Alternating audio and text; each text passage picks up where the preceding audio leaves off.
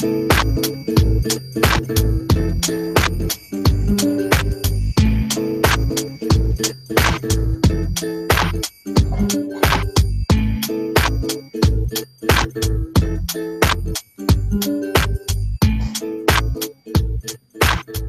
right, y'all. We are back. It's your boy Carlos Gomez, and this week we're going to be talking to a legend. Aww. My friends, we're going to be talking to Chris Hutchinson, better known as First Lady. Yay! You didn't know we had a studio audience. Yeah, I didn't know. That's where our budget goes. It's all my action figures in the corner. What's up, Miss Lady? How are you doing?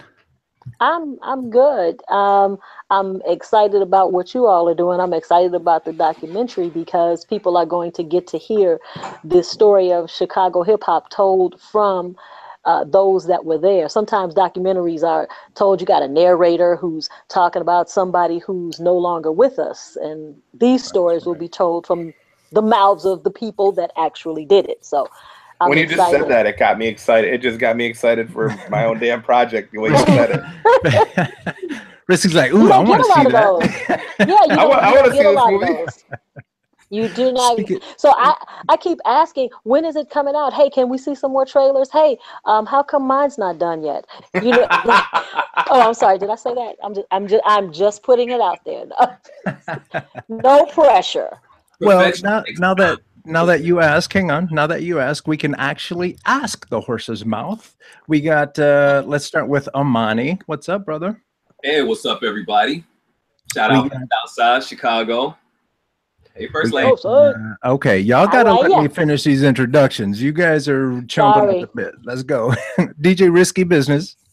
What's up? And Ryan Brockmeyer. Hey, y'all. Speak amongst yourselves.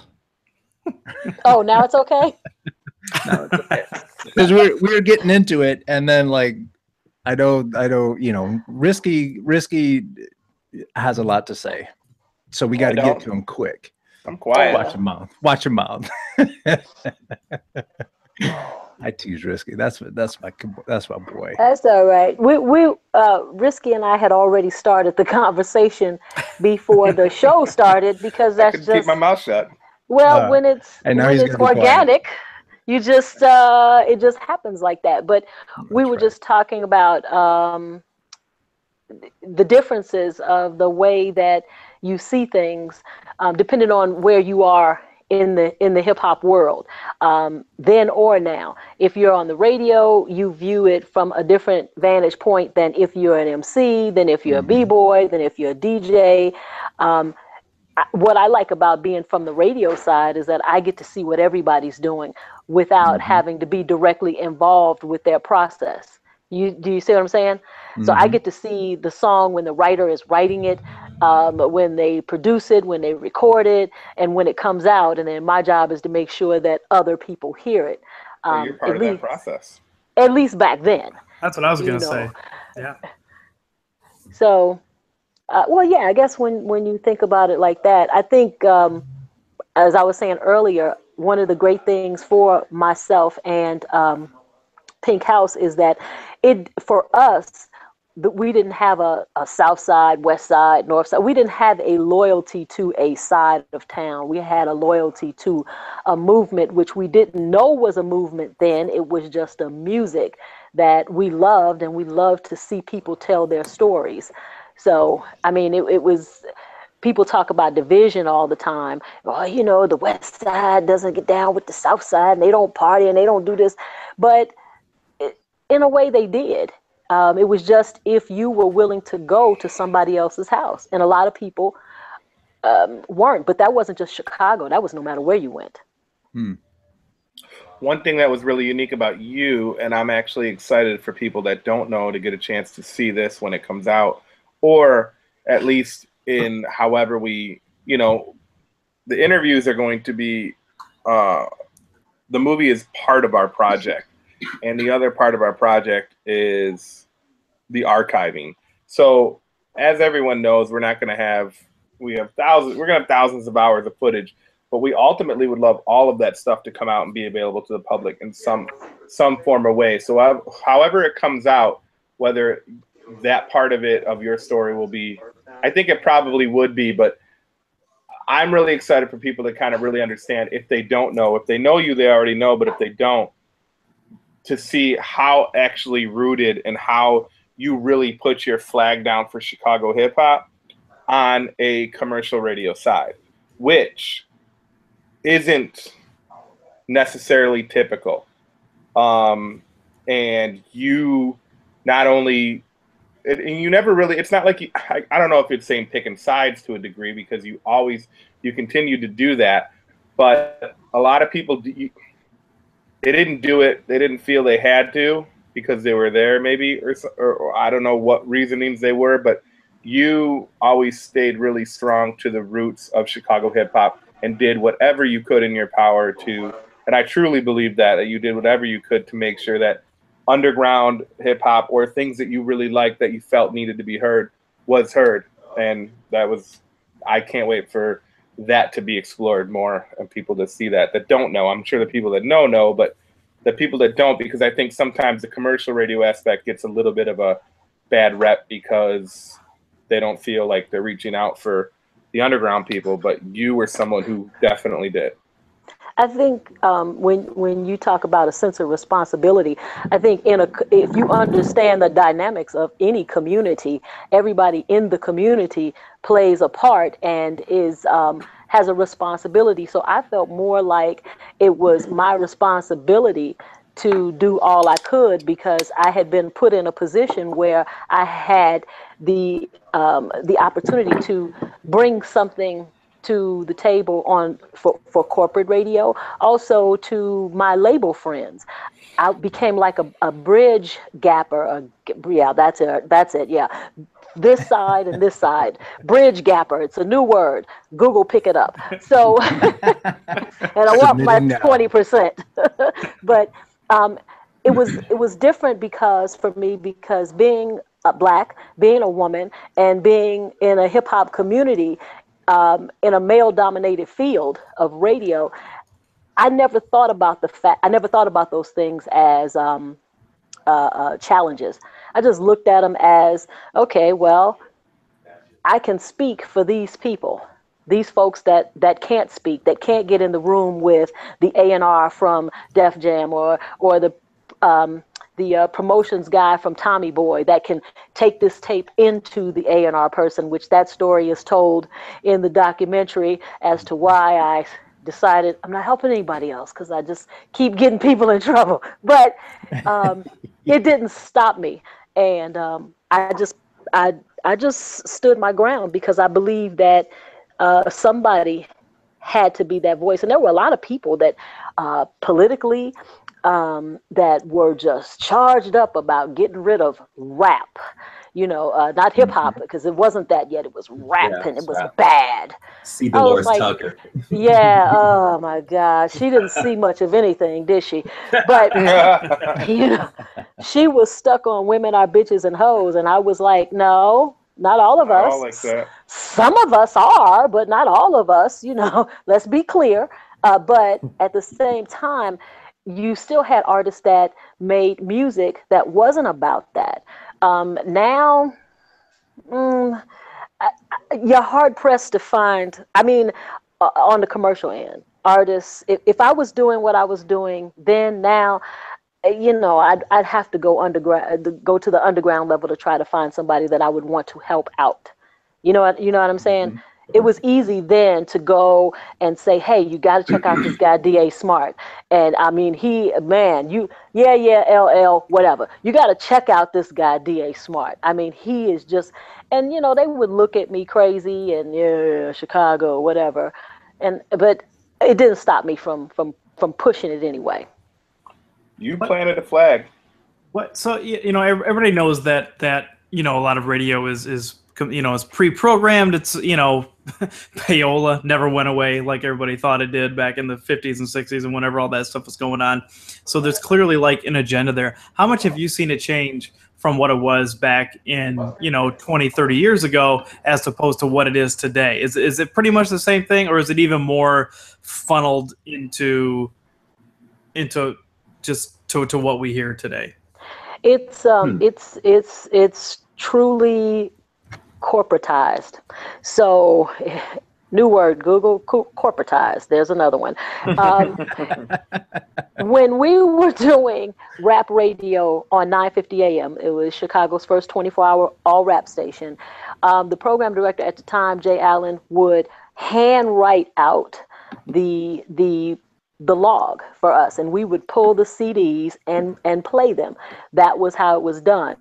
Then it moved into things were pre-done for you. They were put into the computer for you, and all this different software came out. But on a local level, you still had some kind of say over particular shows and what songs could go in. Stations weren't as streamlined as they are now. Now, from the programming end, you have, if some companies, I won't say all, but some of the larger companies, they have a tier. So you have a top tier of urban programmers that decide on what's going to be played based off of research. And I don't know who they're doing the research with, because clearly a song that works in the South may not work in the Midwest, because we don't get down like that, and it might not work on the West Coast. So if you're doing a massive research, are you really serving Chicago or Miami or Detroit? If you're picking a song that they like in Idaho and playing it on radio in Miami, that's not what they want to hear. We had the option to do that. You could go to your street DJs, your club DJs, your mixtape DJs, and find out what was hot. They could be your research for you. Programmers would go out to clubs or have a crew that went out to clubs. They listened to what the listeners would say. They did local focal groups. But as things get streamlined, and as corporate, as big dollar started to see how this thing called rap, which became this thing we now call hip hop, how they could make lots and lots and lots and lots and lots of money off of it. They took control of it. And so now on a local level, there's no control like that. DJ mixers can't play what they want to play. They'll tell you they can, but there's still maybe 100-song list, and you better not play something that's not on that list. Otherwise, you're in trouble. I mean, it's so from that standpoint, it hurts my heart, because not just the hip hop artists are being stifled, but the R&B artists are being stifled. The jazz artists, jazz just completely went away on a mainstream terrestrial level of radio. So yeah, I thank God for your Sirius XMs and your streaming stations and these folks that just pop up with their online stations, because it gives options that artists on the other end would never have. So the digital aspect of it can be great. It can be abused, but just terrestrial radio, the way we don't use it the way we used to. Mm-hmm. It doesn't mean to us what it used to. It's not community anymore.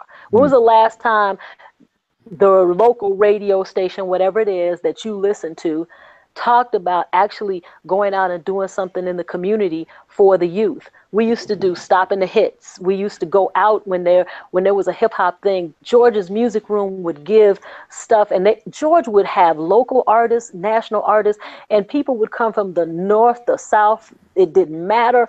And his location was on the west side. Radio stations, we would come and we would broadcast live. When was the last time you saw something like that happen? I mean, you would have the back when the 106 Jams band would be all over the city. Mm-hmm. Yeah. So I DJ'd one of those events at George's Music Room on the west side, and with me and Mike One, and George had me and Mike, and it was for Scarface, so it was national and And it was like a block party for the West Side. And it was Scarface and Crucial Conflict and Psychodrama were there. And then Cameron was there. Yeah, Cameron was there. And it was an amazing day, amazing time.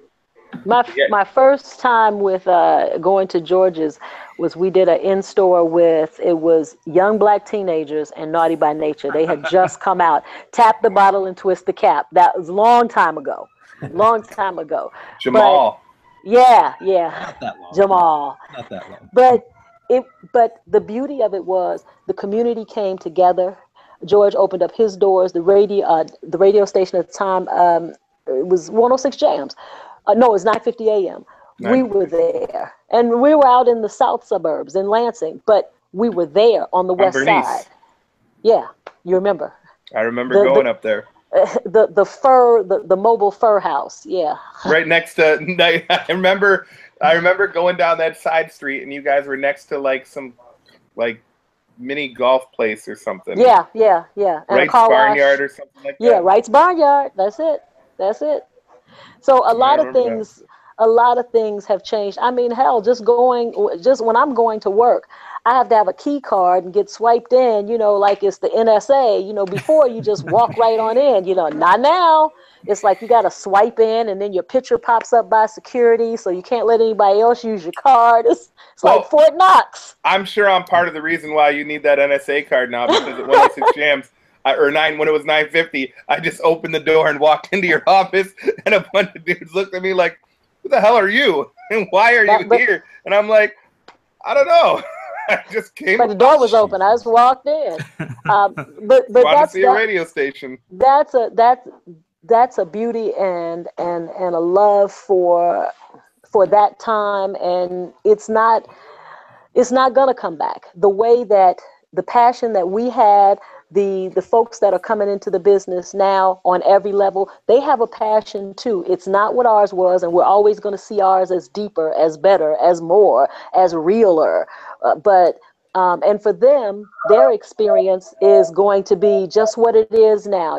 For them, it's Nicki Minaj. It wasn't for me. You know what I mean? So is it right for me to say that those MCs that are out now, oh my God, this Cardi B song, oh my God. Okay, we're not. But it's just an example. It's like, I got to hear Cardi B, but I can't hear Ange 13. I can't hear Divine. I can't hear Newsom, but I could hear Cardi B. Are you kidding me? I don't even understand what she's saying, but here's the irony of it. I keep singing the damn song. I can't get it out of my head. It's like, right? But that's what radio does. It continuously gives you, the same thing over and over again. And it's like, oh, I hate that song. Turn it up, Well, it's a discussion that I know Risky and I have had a lot. I've had it with some other people, and it's kind of the argument that we go back and forth. Risky will always talk about how that's what the audience wants to hear. That's what the young kids are listening to. All this kind of stuff, and I still go back to stuff that I was saying 15, 20 years ago, where it's, of course, if you hear something that many times in a day, you're just going to get programmed to doing that. So it's like if somebody would have made, it sucks that everything had to be, about business, about money, and about, trying to make money and trying to push these things. It'd be amazing if you or anybody else could get on there and play an Ange 13 whenever you wanted, or discover somebody on YouTube and say, this is dope. I want you to learn more about this, instead of being dictated what the 10 or 15 people. There are some markets that allow that, though. I mean, I'm sure it's few and far between, but there are markets that do let that happen. But at the end of the day, I guess at this point now with the internet, it's probably going to be less, because they're going to want more control anyway, because people can do what they want with all this internet radio now. Right, and not even that. I mean, MP3s on your phone. Yeah. Absolutely. Can we talk a little bit? Now, I know we go in depth in this a little bit in the film, but this, for me, and if you don't mind, for me, this is really cool because it's like a special place for me. Was talking about that 950 era, and that even into the 106 Jams era. But 950 was such a big thing for me because it was the true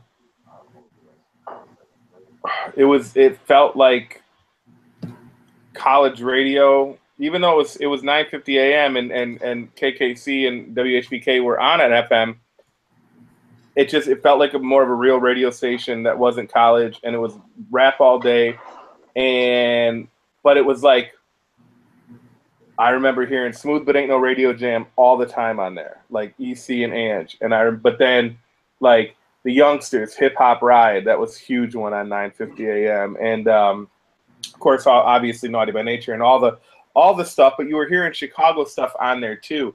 That was a huge thing for me. Like, and if it was an area that you couldn't get it, I would drive to go get the signal. And now, if it's if there's an area that you can't get something, don't worry about it. Download the app. Right.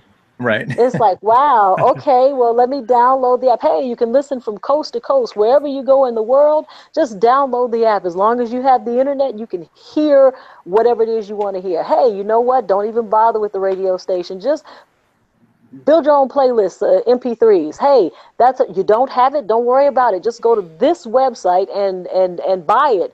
Oh, you don't want to buy it? That's okay. Go to this bootleg site and download it for free. I mean, it's just, you still can't get it? Don't worry about it. I got it. I'll send it to you. I mean, it's just so many different ways. How has that affected the radio business for you guys? Well, you know what? It hasn't affected me at all because I don't own a station, so I'm True. good. But I'm just saying. But it's affected us in other ways from the standpoint of when you have that kind of streamlining going on, you also have streamlining going on with personalities. So now you'll hear, like, for instance, the Steve Harvey Morning Show, you hear it in several markets. You'll hear the Tom Joyner Morning Show in several markets. You hear Ricky Smiley in several markets. Whereas in the day, you would hear whoever that local morning show was. And that local morning show for us it was the El Tranzel show on 9:50 a.m. and then the Strictly Street Morning Show on 106 Jam. So from that standpoint, you had an opportunity to talk about the things that mattered to your listener, your direct listener. But now with apps and stuff like that, the personality has to have more of a national understanding and to some degree a global understanding as to what's going on, because you're speaking to the masses versus speaking to just the people in your neighborhood. So now if I'm on the air and I'm talking about Houston, I have to talk about it from a different standpoint, because I'm not just talking to people in Chicago. I'm also talking to people that are in Houston because they can hear me on the internet or they can download the app. So a lot more. And I'm sure there are people that are listening to you, because at the very least, anybody that moved from Chicago is going to continue to listen to you. Ding, ding, ding. And that's a good thing. That is a good thing. I think the craziest thing for me was working in New York when the internet was really just starting to pop. And I remember being at BLS, and they had an 800 number. So if you were in Chicago, you could call me and make a request. I thought that was cool. Oh, I thought that was next level. And then I would get emails from people overseas, and I would wonder, in the military, and I'd wonder, how could they hear me? Well, it's the military. They already had stuff going on. They could hear. It was not a problem. But and I thought, that's cool. That's great. But I never realized that technology, as great as it is, over time, it's going to make us not need us. Right now, we're having a conversation. Thousands of people are watching or will watch, and I have no clue how tall any of you all are. That, you know what I'm saying? I'm not in the same room with you. Are you wearing shorts or pants or a kilt? I have no way of knowing.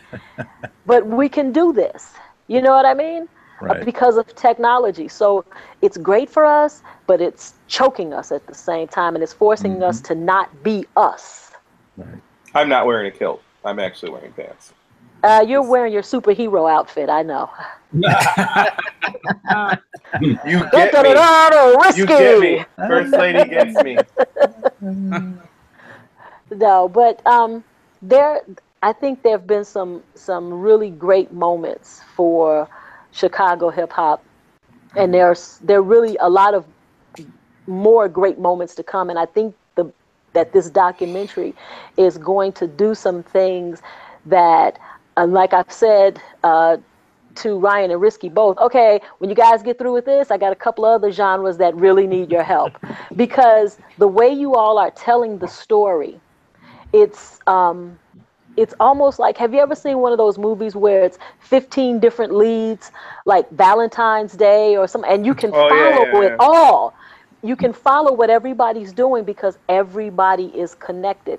And this is what you all are doing on a documentary standpoint. And it is.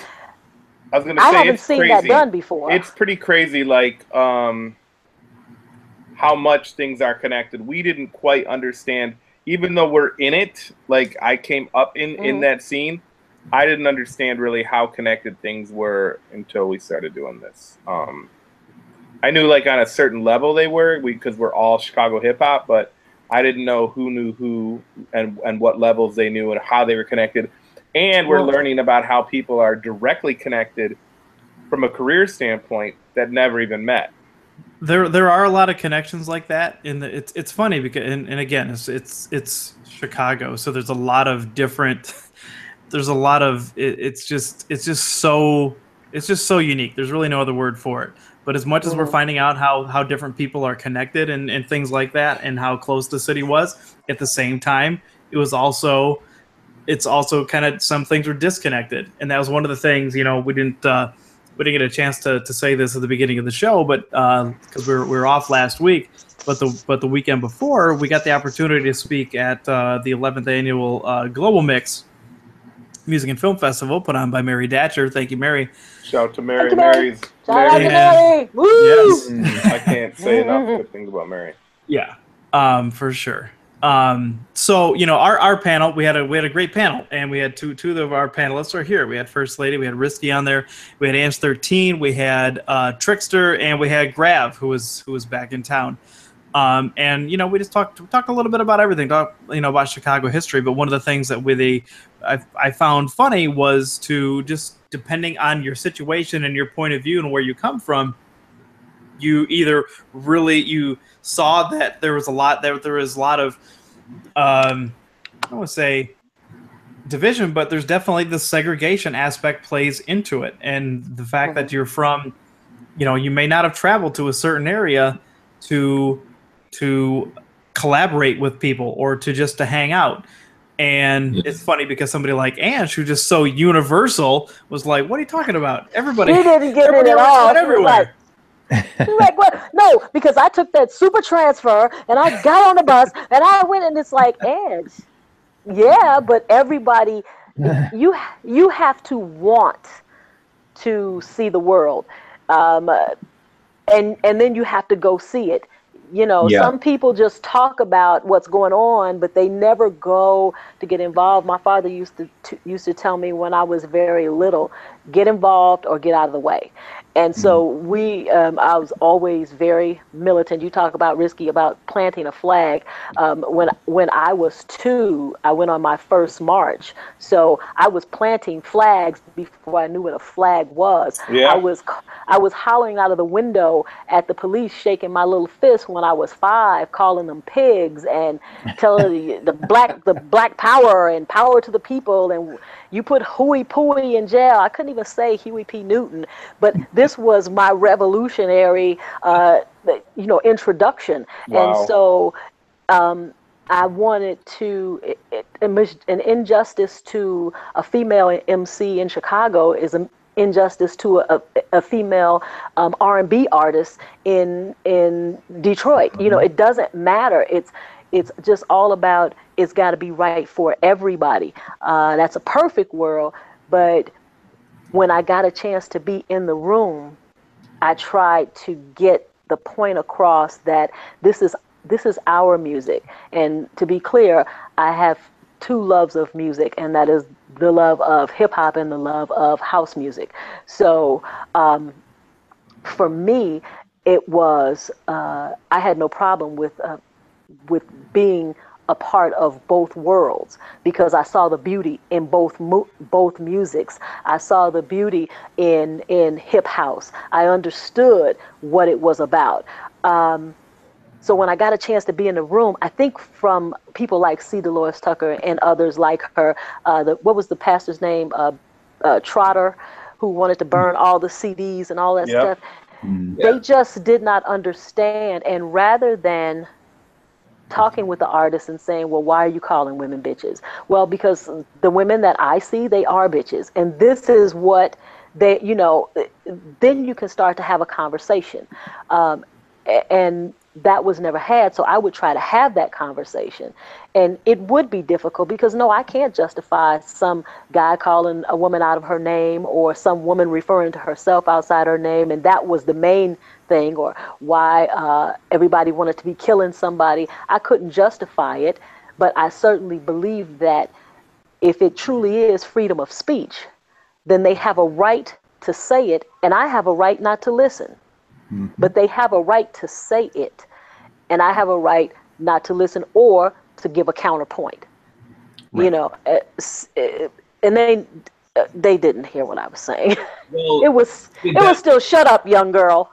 Yeah, when you get down to it, that's still the problem going on in society today. Is no one's willing to actually sit down and have a dialogue. Everyone's too busy trying to yell their point out and claim that someone else is right and or wrong. So when you can't put yourself in other people's shoes and look at it from a different perspective, then there's no way you're going to actually come to an understanding. And, as you say, being immersed in the culture, we got to hear the bitches and hoes, but we also got to hear the queens and the earths. And we understood that fundamental difference when it was being spoken to us. We understood at that age and at that time when we were listening to that music, what a bitch or a hoe was. Right. And then understood what they were talking about when they were referencing a queen on earth.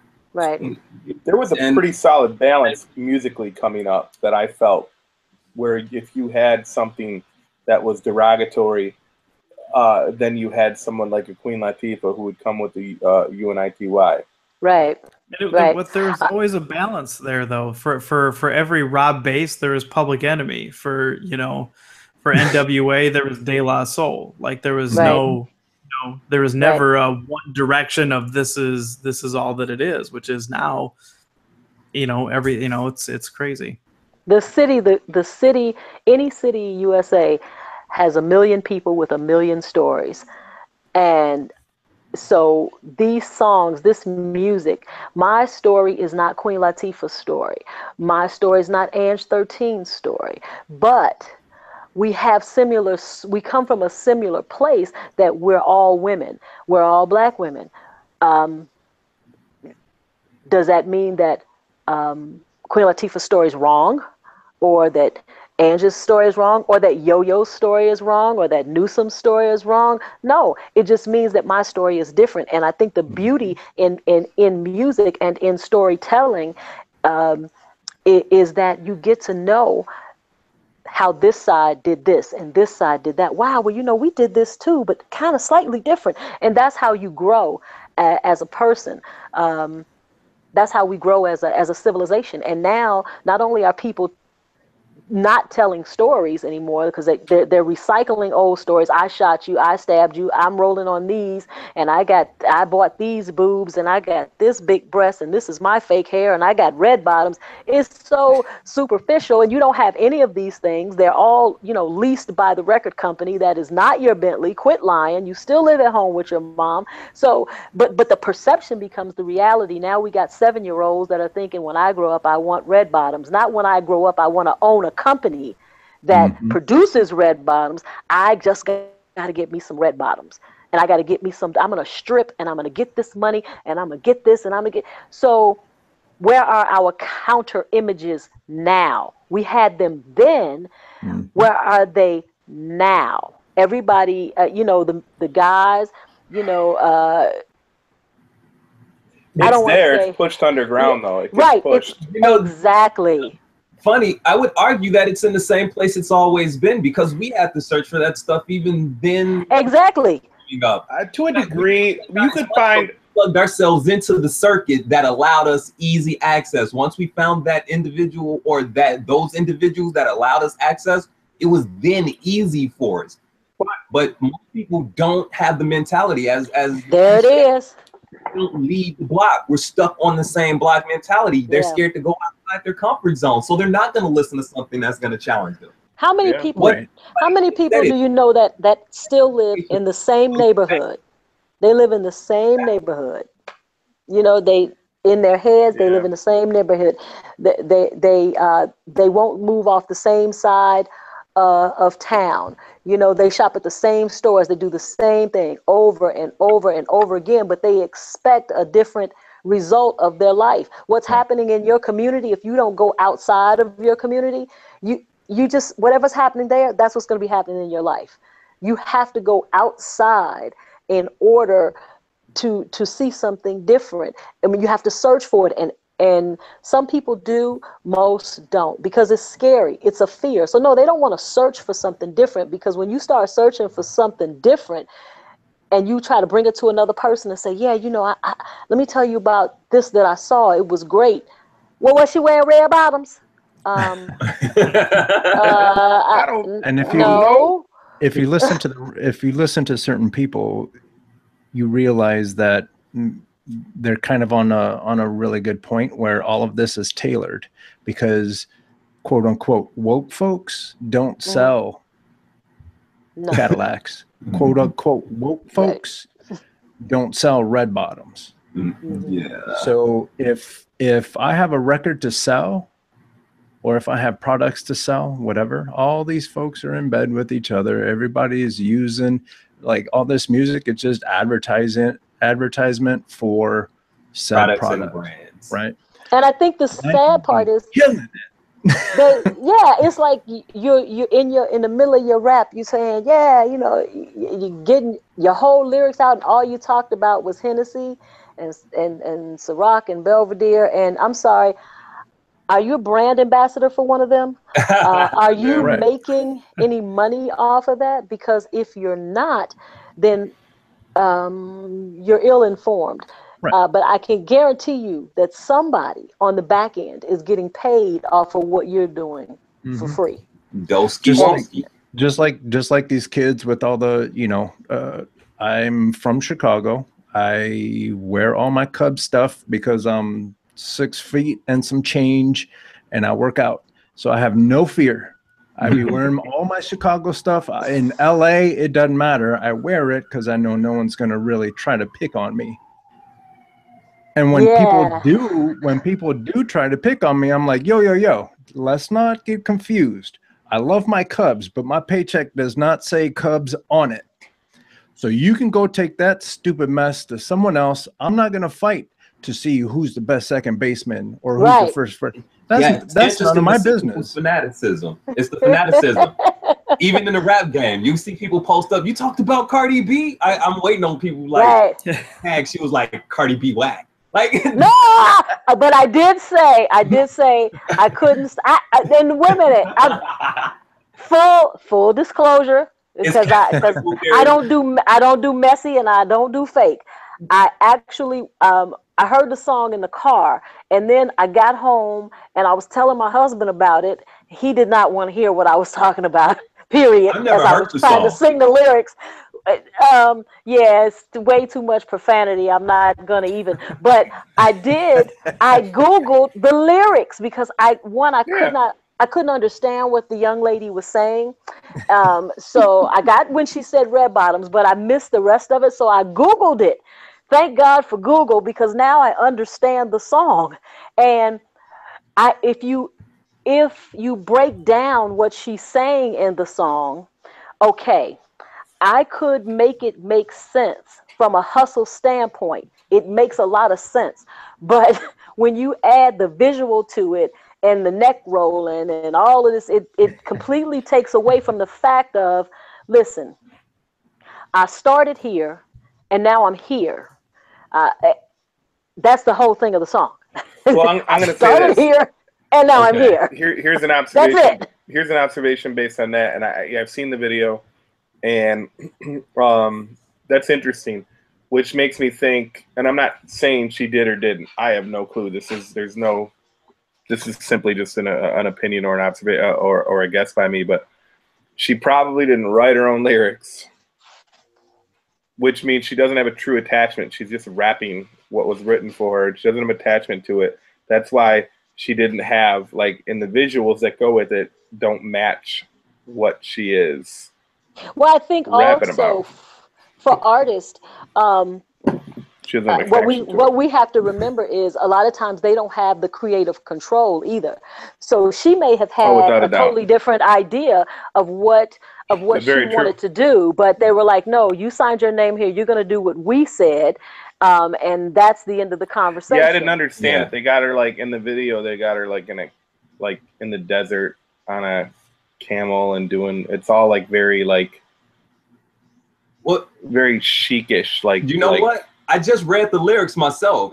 That's Too Short Freaky Tales type stuff. So I can't even, like, I've not seen the video. I've not heard the song. I've just read the lyrics. And I mean, it's just looking like some Too Short Freaky Tales. So I can't hate on it's like I started here and now I'm here. But you know what? Yeah, it's the Hustle Too Short joint. It's like, you know, she getting grimy with it. Why people hating on her? Let her do it that. Yeah, that's what I'm saying. It's like I was just the thing that, and I came home. I told my daughters. I said, you know, I kind of like that Cardi B song. You know. And, you know, they looked at me, they were like, yeah, so do we. And I was like, yeah, we all like the same song. Yeah. What's wrong with this picture? Hey, because they grew up in a musical house. We like a lot of the same music, but I think they were shocked that they caught me around the house singing a song. Okay. And they were like, really? Really?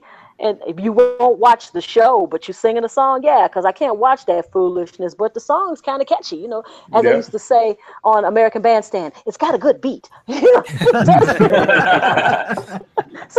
that's all I like to say, you know. But at the same time, but that's what commercial music's supposed to do. It's supposed to be catchy. It's supposed to have that type of hook. So it's doing its job. You can't be mad at it doing its job as a person who supplies music to the masses, as well, being a DJ. You understand its use and where its placement, but we're always saying the same thing. They need to counter that with just a little bit more. You have your Kendrick with a little bit more substance. You got your J. Cole. You got your J. Cole, you have your Kendrick, and you got Logic out there now. They're talking about them. You'll be amazed at how many people know who Immortal Technique is. So they have those people out there. On the R&B, you know, you got Childish Gambino, who's really made a lot of maneuvers on the R&B. I hear you guys saying a lot. I hear you guys saying a lot of guys that you can counter with, but I need for my younger first ladies to who speaks for them. I'm totally cool. I think I agree. I think that Cardi B's audience needs to have a voice, and she is their voice. I'm totally cool with that if they want her to be her voice, but I need a first lady voice. Where's she at? on a commercial level. Massive from Mill States. Massive from Mill State says, let's just say this will be her first and last hit song. You know, hit wonder out there like that. You know, as a DJ, and you guys know the drill. Even back in the '90s, there were songs, hip hop songs I was playing that I'm in the moment and I'm in a party and I'm playing for the party that I don't. It's not for me. They're not songs that I dig, but I'm playing. I've been at a Risky Business party and heard that Laffy Taffy. Not that Laffy Taffy. Check that Laffy Taffy.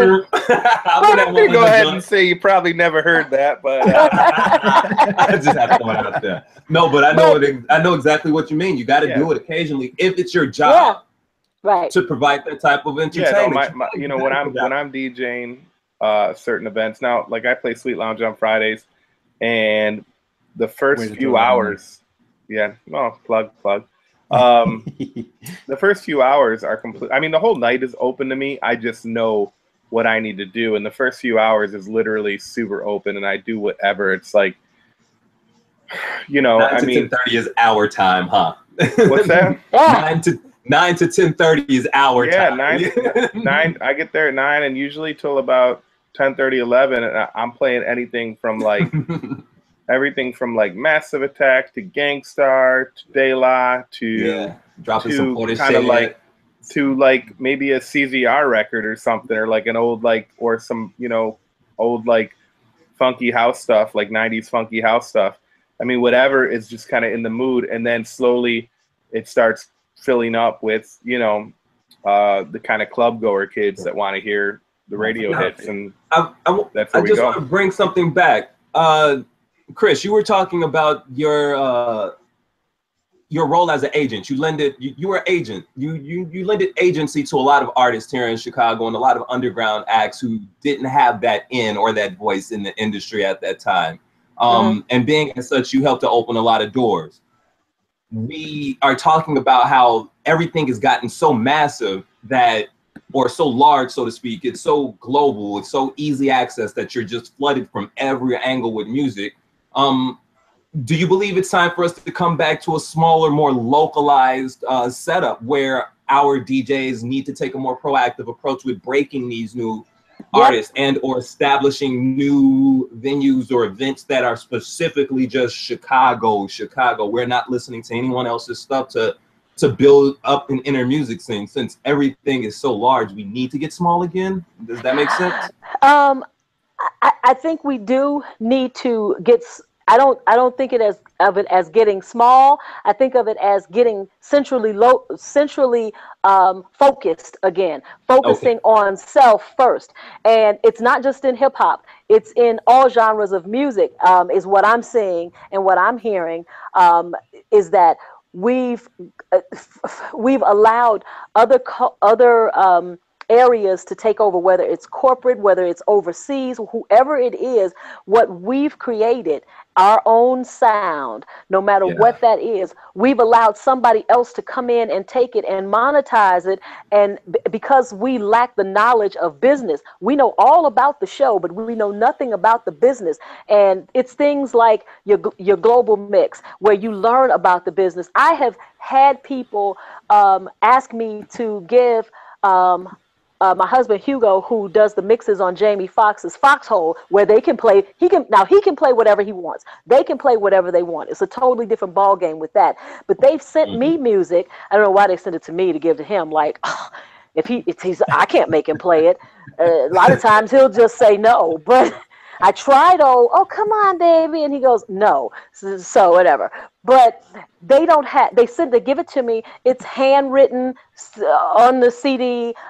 They don't have any publishing or anything like that. And so for me, it's disheartening, because it's like, I don't want to tell you I'm not going to take your stuff from you or to try to push it along, because that seems harsh. But I would rather on a take care of us first, I would rather tell you, look, bruh, you need to get your paperwork and your publishing in order and all of that first. Right. You need to understand the business of the industry you're trying to go into. I don't care what kind of great artist you are. If you don't understand how the money trickles down to you getting your half of a half of a half of a half of a half of a cent. If you don't understand what recoup means, if you don't understand that, like Andrew was saying, now you can own yourself, but you have to know these things. And it's the same thing like looking for that alternative artist of the booty shakers and the gun toters. You have to want to know. I can't want it for you more than you want it for yourself. And so to go back to your question, yes, I think we need to become more self-interest. People say that's selfish, but more self-interest of understanding what we actually have. It's like, put the product on the table. Okay. How valuable is this product? Do we own this product? Can we market this product? Is it good? Will it last? Is this a one-hit situation? Do we own our own labels? And we don't. Everybody wants to be put on. Put yourself on. DJs, back. If you know that there's a crew in your city or in your neighborhood that's hot, everything they make is hot, why aren't you playing it? Mm-hmm. You want them to pay you. You want the local artist to pay you, but you're not asking Jay-Z to give you $500 to spend his stuff, but you're gonna ask the artist that's coming out of Evanston, let's just say, yeah, you want me to spend this in the club? This costs you $500. Really? Let me see Jay-Z give you some money. Yeah. That we don't. You were in a better. I was just gonna say you're in a better position than a lot of people, being working both in Chicago and in New York. Did you find that artists in Chicago, and because that's one of the things that we talk about in Midway, is kind of the lack of professional infrastructure here in the city at the time when hip hop and rap music was really growing. Did you see that there was that may have affected some things as far as artists getting put on here in Chicago because they didn't maybe have some of that guidance from like a manager, an A&R, or somebody like that who can tell them like this is how you should be doing things? Did you notice a difference there between Chicago artists and on the East Coast? I think the difference is that at that time it was new. It was just starting. I think now artists don't have an excuse at all. But I think, especially with Google, how do I start a record label? You can do that now. Back then, Google didn't exist, so it was you might have to go get Kashif's book. But who wanted to read? Come on, read. Who does that? Where they do that at? Read? No. Is there a Cliff Notes version? So yeah, the lack of knowledge is what was killing us. On the flip side, when they took away artist development, once you sign this great talent, develop the overall artists, what we get on the radio end is we get artists coming in smelling like weed or like they haven't bathed in a month. You know what I mean? So I had an artist come in. We did an interview for about an hour, and he wasn't high, but he left his bag of weed there in his book bag, and I kept smelling it, going, why do something smells like a skunk in here? And I went around, and there was the bag, and I thought, okay, all right, okay, not mine, okay. And then his assistant called and said, so it was a major artist. His assistant called and said, yeah, such and so left his book bag up there, and they had artist development. So for us back then, you didn't have any artist development. The situation with you hear about the documentary, but with D.A. Smart, when we were at Jack the Rapper, I did all I can in terms of artist development in telling them, listen, when we go out in public, there's a certain way that you behave. I'm not trying to say that you shouldn't be you, but what I'm saying is you don't go out trying to beef with people. Okay, so what? We're here and we're 50 strong. We don't go out beefing with people. We go out, we do what we came to do, we handle our business, and we move on, which is exactly what we would do. Yeah. But of course, being from Chicago, and with having all of and when I say it was 50 deep, it was 50 deep for sure. You're not going to step to one of us and think that the whole crew's not going to jump. You see me by myself, but I'm not by myself. But I'm not by myself. That's Chicago. And that's Chicago. Just because you don't see, I got people come out of the woodworks. And so I think, because I wasn't in New York at that time, when after all of that happened, and you'll hear about it in the documentary, but after all of that happened at Jack the Rapper, and I got there and I ended up working with DJ Red Alert. And, we talked about the situation and kind of laughed about it. But at the same time, it was just a different level of respect for that group of artists and people that were in the room at that time. And on a business end, I think that it hurt DA with the record company. And that's the sad part, because it wasn't his fault. You know what I mean? He was defending himself. Yeah, and so the national director of promotions at the time, who was a friend of mine, her name is Charm Warren Celestine. She said to me, First Lady, what's going on? I don't know how I'm going to go in and present this guy. We haven't even put his music out yet. How do I? And for me, it was like, I don't care how you do it, but you go in and you tell them it was the other guy's fault. You know what I mean? But it didn't matter. So we have to get a closer rein in on ourselves and an understanding of how the business works. It doesn't matter that this guy is a great talent. It came down to it, and corporate made a decision about his career based on information that they didn't have, and it was unfair to me. And the more I pressed the issue of trying to get information, the more they got pissed off at me. That's unfair to the world that they didn't get to hear DA. Well, but you know what? Here's the beauty of technology. Now they can hear DA. They can hear everybody from Ill State. They can hear soldiers of war. They can hear psychodrama. Yeah. They can hear everybody now. You know what? They can hear Twister when he was Cavalier. I gotta state something. We were talking earlier when you said, "Give me a female counter." Mm-hmm. I Risky have been one working Google since that moment. No. Commercial. This isn't. No, this is a local. This is a local girl who should be hitting commercial. I don't know if how much she's crossed over yet, but I think she will be or should be commercial. No Name Gypsy. And No Name is super dope. No Name is so extra dope, and she's from Bronzeville, and she is coming up out of Chance's camp with the Save Money kids, but she's completely her own thing. She has a mixtape called Telephone out that's undeniable. And can we not call it a mixtape, please? Well, yeah. What the kids call it, because it's not mixed. Because it's not mixed. It's song, not song mixed into song. Yeah, right. I wonder where and how that even came about. I don't know. mean, I'm what, over you talking about mixtape? Come on, DJ K Slay. Was it K Slay? You think that really solidified that? Yep, K Slay solidified the mixtape, and then who really put their stamp on it and made it official for everybody was Wayne when he did that one year when he just dropped a whole mixtape every week. It seemed like 10 songs every week on a mixtape. Yeah. I'm gonna step up. I'm gonna step up on my Yeah. I'm gonna step up on my old man pedestal real quick and just say two things. One, I hate that mixtape trend. I hate it.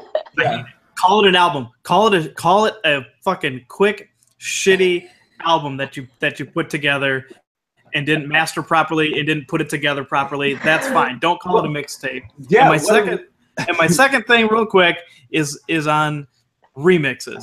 I hate the term remix. Remixes back in the day meant you got another dope beat and put it on there. Maybe another rapper. Salam Remy remixes. It wasn't the same. Remixes. Krieger Dorfmeister remixes.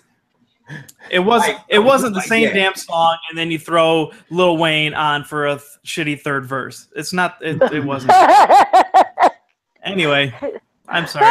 A redux. Maybe a redux, not a remix, but a redux. He's the angry old man on the pedestal. Oh, yeah, but that's okay. Now.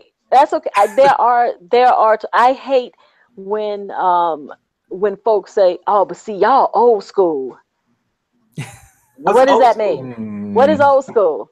And at what point do you become old school? Well, I'm new school. No, you're no school. That's what you are. That's the whole issue. You're no school. Drop the fuck out.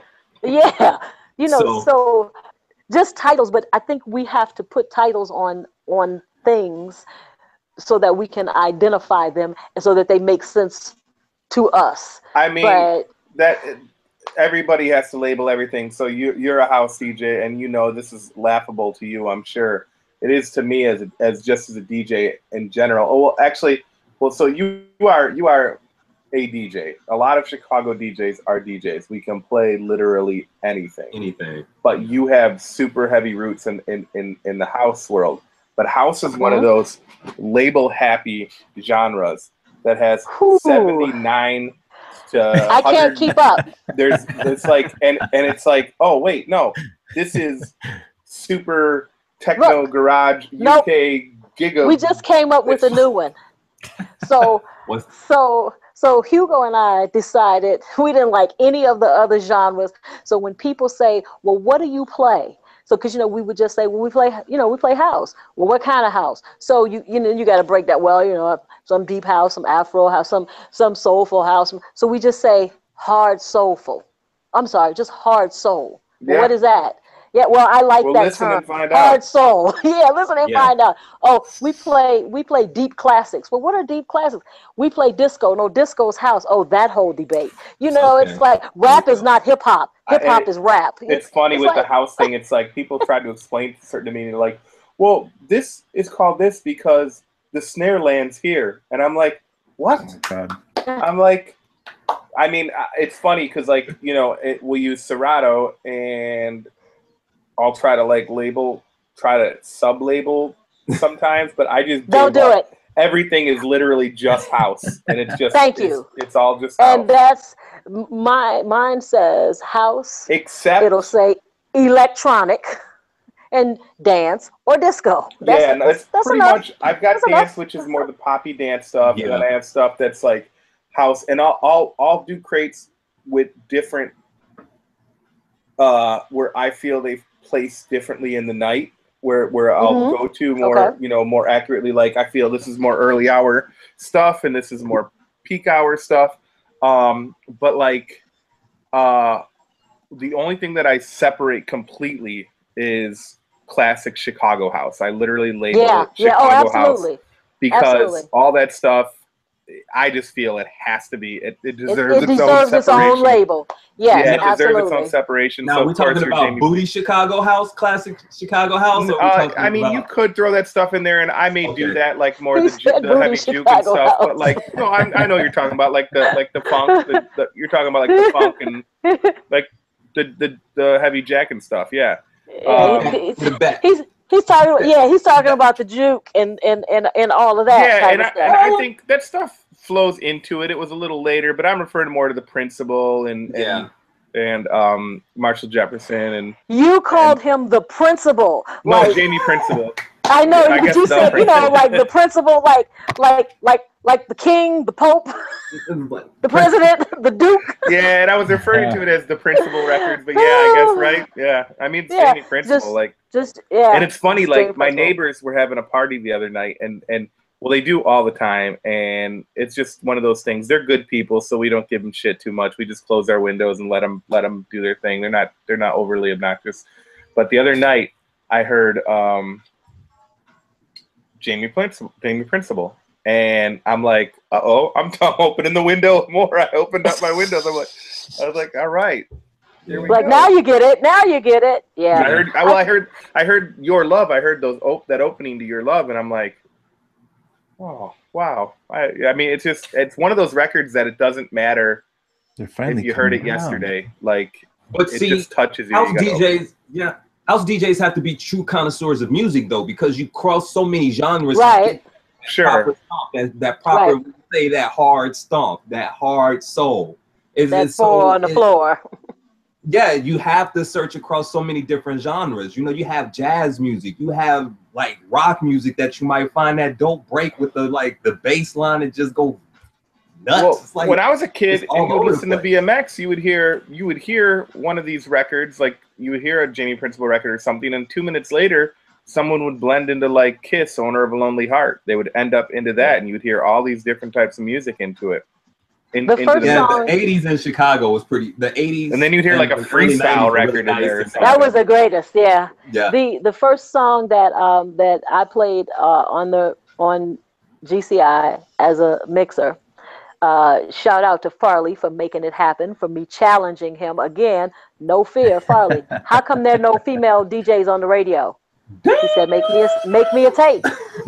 So I did, and he put me on. So. It was Another One Bites the Dust. That was what I started with, and for the life of me, I can't remember the second song, but I do remember because when I heard it come on, when they said my name, and at the time it was Chrissy Hot Mix. So yeah, don't judge me. So, but Chrissy Hot Mix, Chrissy Hot Mix, yeah. Look, that was the '80s. You own it. but when it came on, there was such a joy of knowing that I didn't think about, oh, I'm the first female DJ in the city of Chicago to ever be on the radio. Wow. And the first one to ever play house music on the radio. Wow. I never thought about that. You know what I thought? Cool. They said my name on the radio. That is so cool. That's all I thought, you know? So, you know, it's the same thing in the hip hop community as it is in the house music community for Chicago. We are at a state of crisis, in my opinion, where we have to plant our flag, stand our ground, and link up to the fact and realize that we have a responsibility to preserve and document our own history, our present, and our future. It's up to us to decide where this music is going to go. It's not up to New York. It's not up to the UK. It's not up to it's up to us to decide where we're going to guide this music, whether it's house, hip house, or hip hop. We have to make that decision. And I think the problem now with a lot of the music is that that's coming out is that they don't have the business sense because they don't know that they need it. Mm-hmm. And we need to let them know that they need that business sense. It's unfortunate because I mean, even if since so many people don't like to read, even if they consume a lot of mass media out there, when you look at Straight Outta Compton, when you look at the movie Ray, you look at these movies and they're talking about owning their stuff. You see Ice breaking with the crew because their business wasn't right. You see Ray Charles coming to the people in the movie and saying, nah, I gotta own all of this. I gotta have Prince my business. Did it. Yeah, exactly. There's always been examples of people in the mass media. It's just that either we're short memory, very short memory as a culture and as a group of people doing this, or I can't say anything else. I don't know why we're not following these examples. Because it takes paperwork and you got to go to meetings and you got to meet deadlines and you got to sit. You can't turn up when somebody's telling you got to turn down to sign a document. You got to read what you're putting your John Hancocky on. You can't just the things you learn in school. I apologize. The things you learn in school, maybe in university and or some form of secondary education with adhering to a schedule, a deadline, how to outline projects, you know, all that stuff they say you're supposed to learn in 5th grade, but you don't. You got compound interest. You have people with, you know, a million Instagram followers. They don't own their brand. Yeah. You know, at any point I could just go and, you know, go to the United States Patent and Trade Office and trademark their whole brand, and now it's mine. And then I can tell them stop using it, or I can just take over it. Yep. And let them keep doing their thing, but now it's mine and they can't use it. And for some reason they don't understand that somebody owns McDonald's. You know, I know the family down the block's last name is McDonald's, but they don't own McDonald's that's up the street. It's not the same thing. You know, ownership is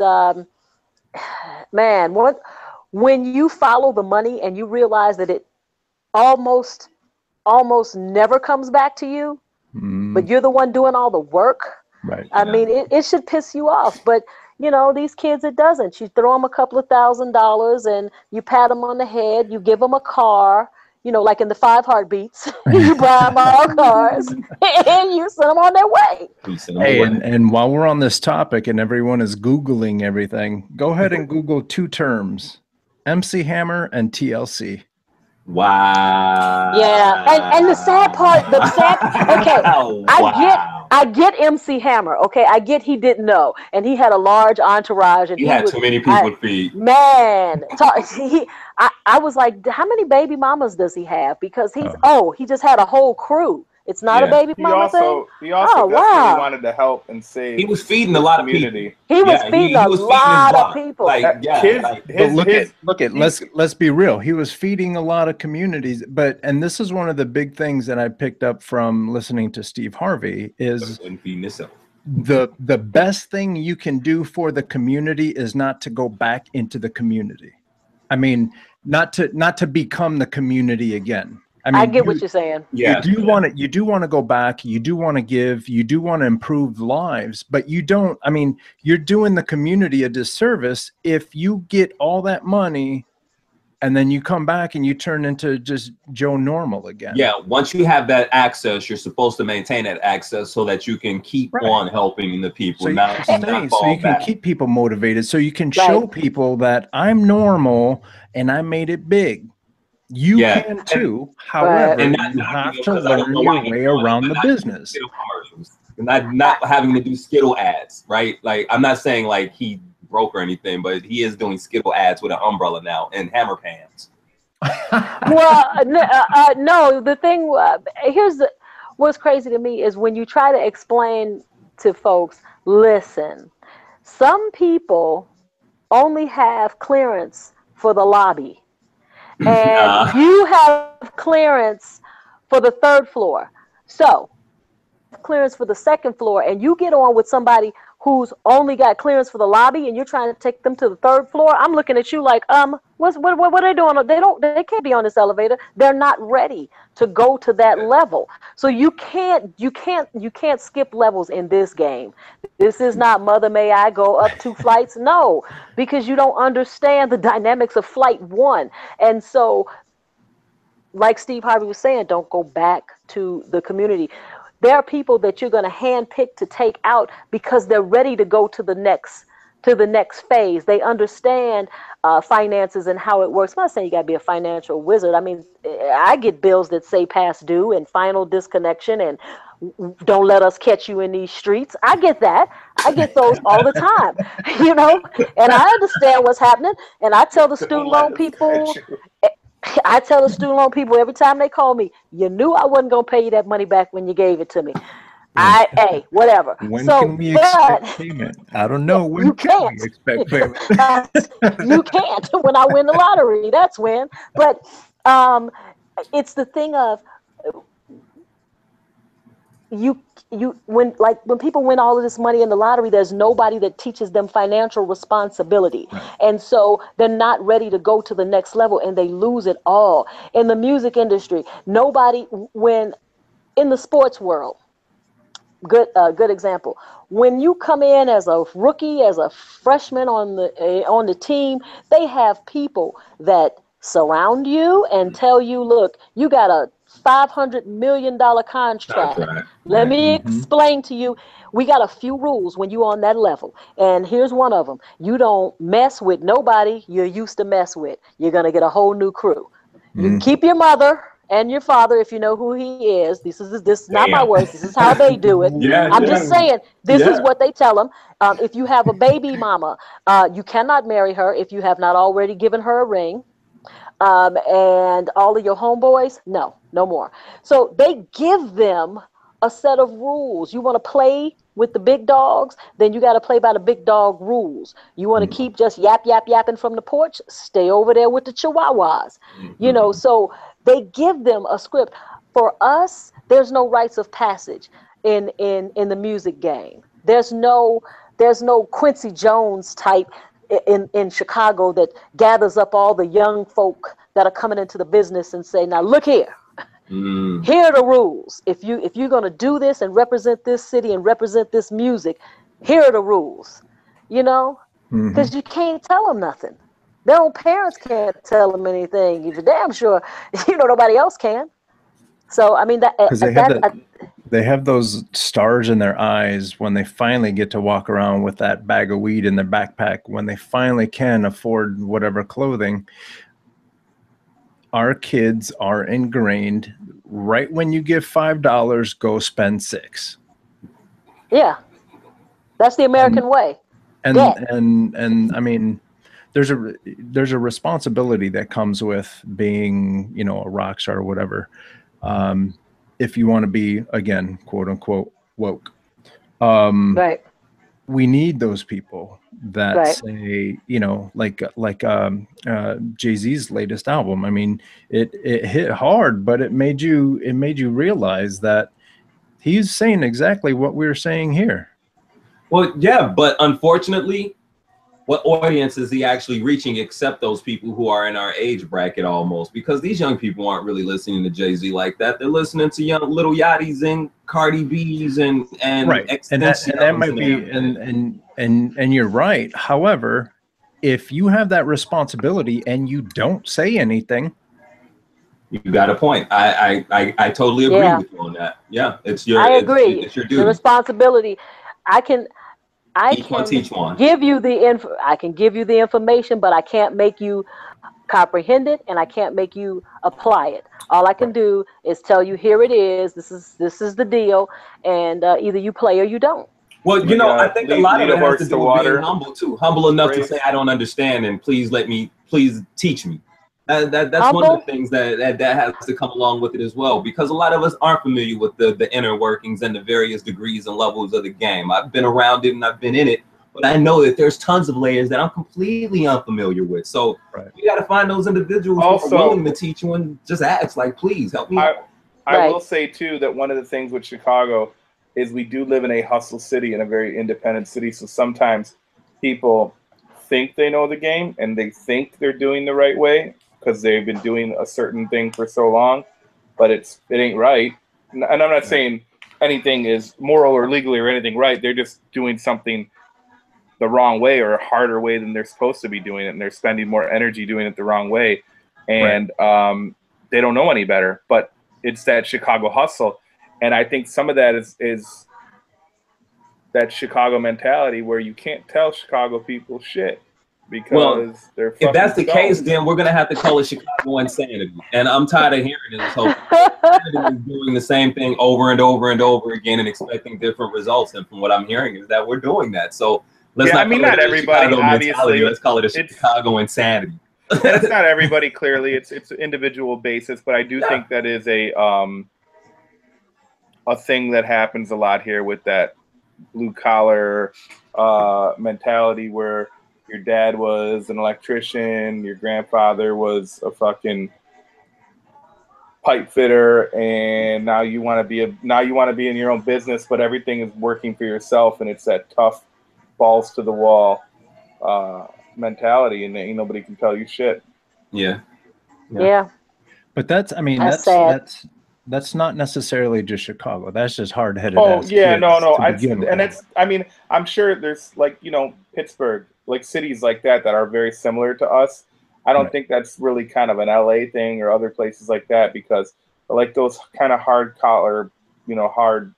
blue collar type towns where and it's funny because I know the saying goes, if you can make it in New York, you can make it anywhere. But man, I think that title goes to Chicago, because if you can make it here,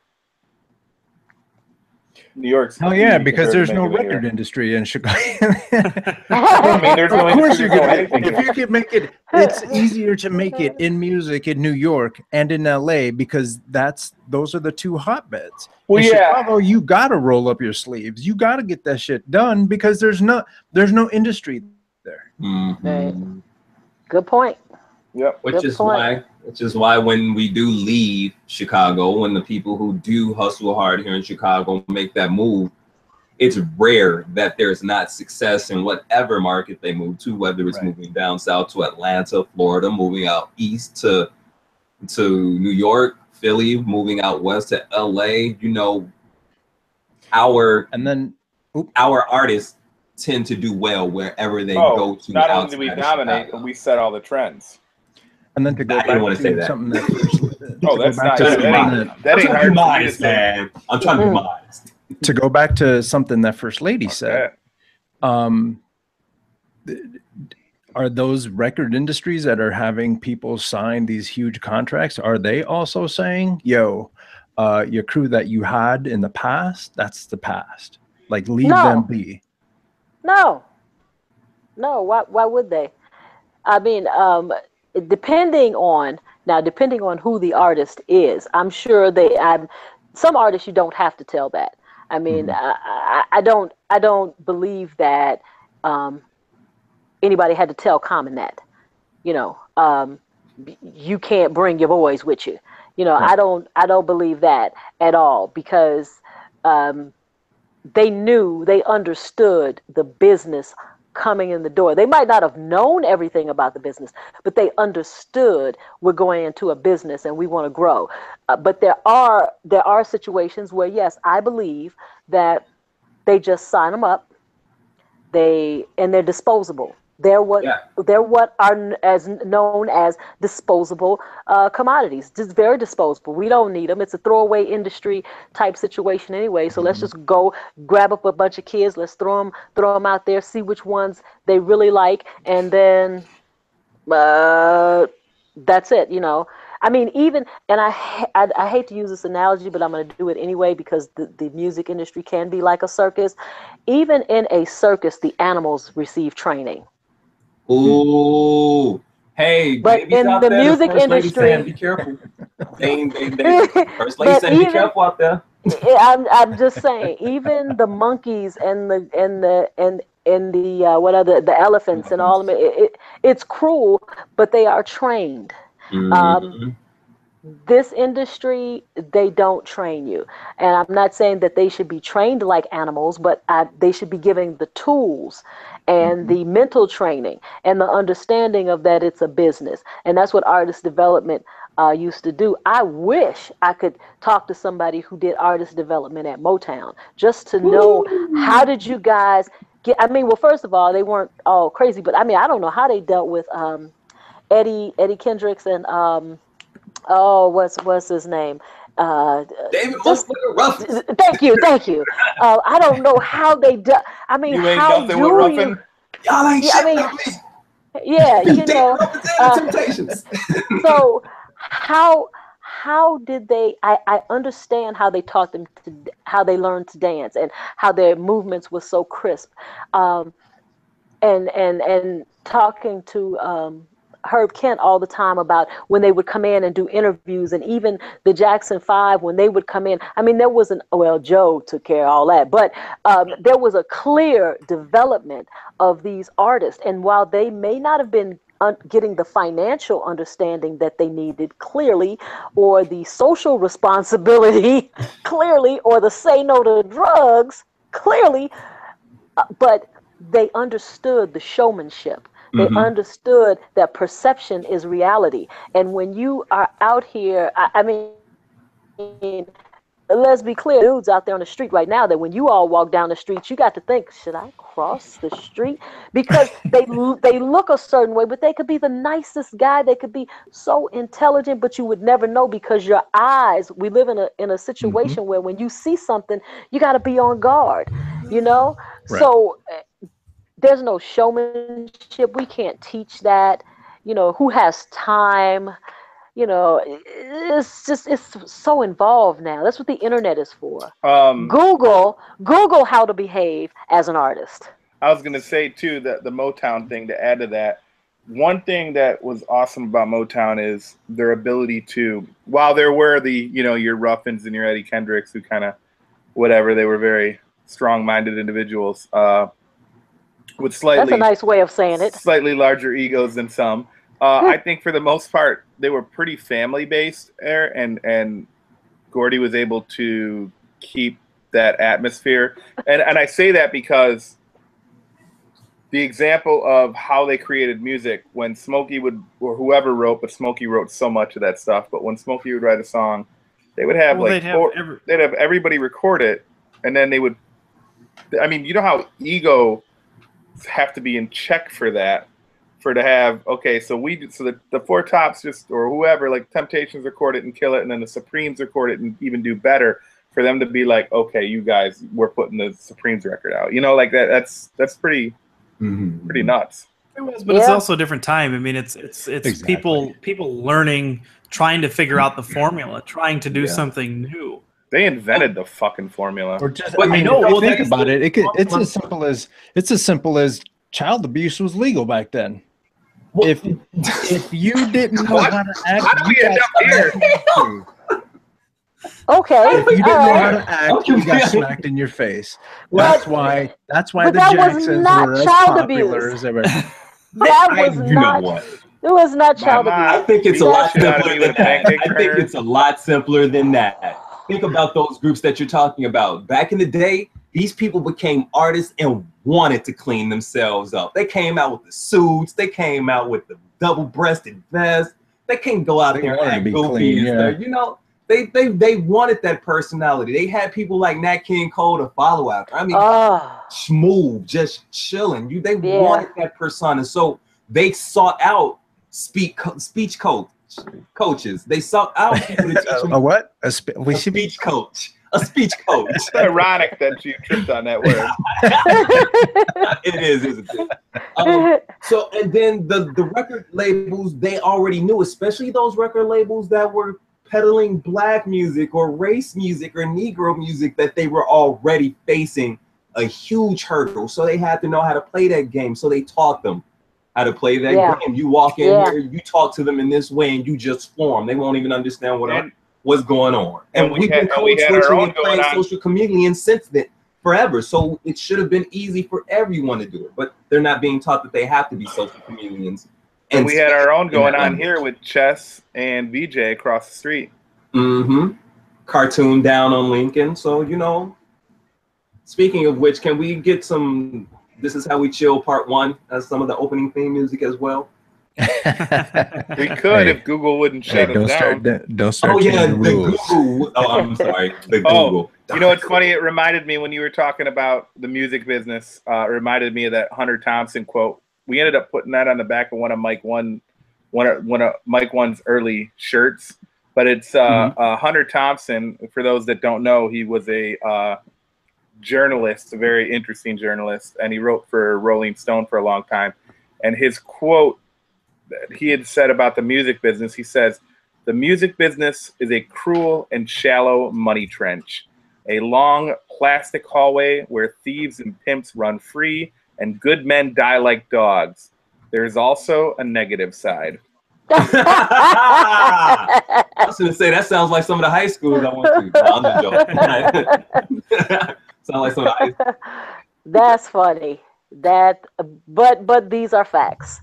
What you just said, these are facts. Getting back to that bigger conversation, and that just goes to show where we've been as far as like technology and the internet and all that's kind of concerned. Like, I think we all here agree that there needs to be artist development, but now the industry and everybody's attention spans are so not there that it's all about finding that young kid who's got a million YouTube views. So that you can take that and turn that into a profit immediately. There's no searching of a young talent. No, their development is like, hey, you got 2 weeks to develop. Right. Well, Meanwhile, those same kids don't realize that they did all the work already. Yeah, That's why we don't see them for too long.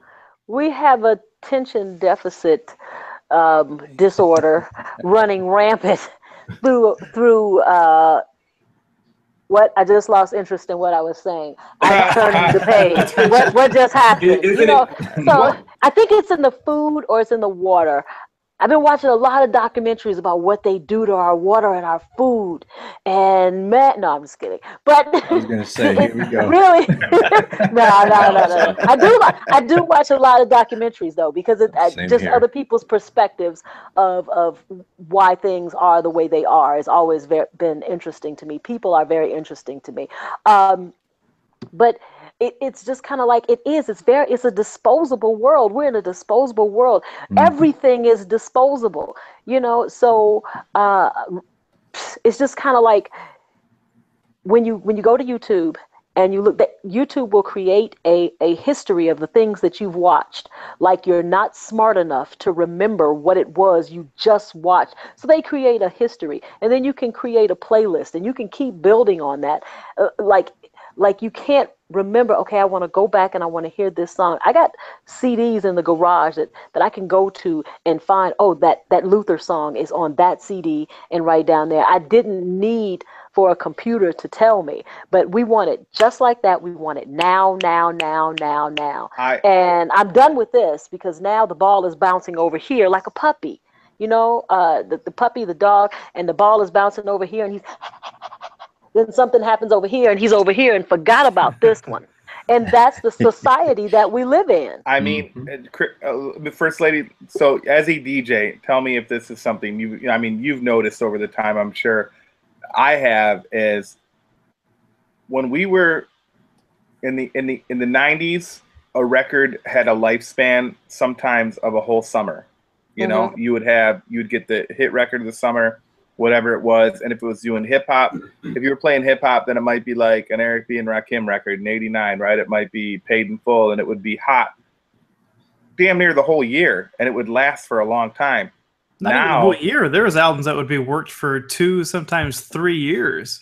Sure. And now I'll play something and it's 2 months old, and they're like looking at me like, are you crazy? This is ancient. What are you doing? Yeah. Yeah. You know what? Where's the new stuff? I'm like, new stuff? I'm like, yeah, something came out an hour ago and you're not playing it. Yeah, and that's what it is. That's what happens when you feed fast food to children all the time. They get hungry 2 hours later. So this is true. That also happens with Chinese food. So I'm not sure if it's just fast food. And it also happens with White Castles. Happens with White Castles too. Food. Shout out to White Castles. but you're right. You're absolutely right. It's real quick. Like I have songs that I really like, and so it's like today I was at Daily Plaza and we did Original Queens of House at Daily Plaza. So, and I'm sitting there and I'm thinking to myself, man, I really want to play this song, but is it on this USB? Okay, is it on my USB? Did I put it on the USB stick? Because I don't want to carry the laptop, and God forbid we do not carry crates of records anymore. Who does that? And it's like, wait, that song came out 3 weeks ago. Is it still relevant? Yeah, right. You got to ask yourself. Whereas I can remember when we used to do the top 9 at 9 on GCI, there would be a song that was in the top 9 for 9 weeks because it was just that great of I was so glad. I mean, and you would get an R. Kelly, it'd be like 3 R. Kelly songs in the top 9 at 9 because the album the was first single would lead, yeah. It was just that hot. Or even the beauty of the top 9 at 9 is that even Chicago artists had an opportunity. Local unsigned by major label artists had an opportunity to be on the same list as major artists, and that was so big and so important. I remember when that Crucial Conflict, Hey dropped, and when that Do You Want to Ride by that when Do or Die, that song was on.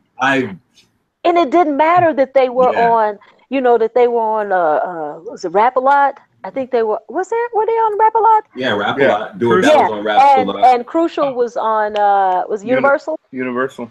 Yeah. And so you didn't care about that because these are my boys. Listen, they're on there.